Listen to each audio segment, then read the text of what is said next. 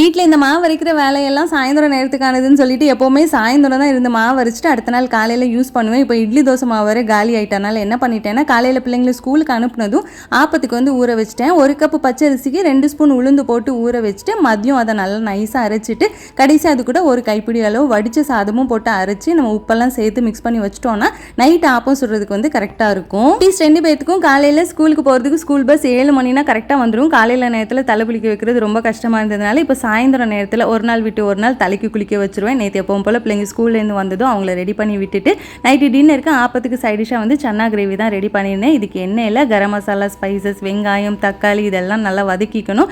முந்திரி இருந்தால் அதையும் நம்ம சேர்த்துக்கலாம். இப்போ இது ஆறுனதும் தனியாக அரைச்சி வச்சு எடுத்துக்கணும். இப்போ வந்து வெள்ளை சுண்டல் ஊற வச்சிருந்தேன், அதையும் வேக வச்சு எடுத்துட்டு இப்போ பேனில் வெங்காயம், இஞ்சி பூண்டு பேஸ்ட்டு அரைச்சி வச்சிருக்கிற மசாலா, இது கூடவே மஞ்சள் தூள், மிளகாய் தூள், கொஞ்சமாக மல்லித்தூள் சேர்த்துட்டு வேக வச்சிருக்கிற கடலையும் போட்டு உப்பெல்லாம் சரி பார்த்துட்டு கடைசியாக கொத்தமல்லி, கருவேப்பிலை எல்லாம் போட்டு இறக்கணும்னா டேஸ்ட்டு சூப்பராக இருக்கும். அப்படியே நைட்டு டின்னருக்கு சாஃப்டான ஆப்பமும் சன்னா கிரேவியும் வச்சு சாப்பிட்டோம். அவ்வளோதான். நாளைக்கு பார்க்கலாம்.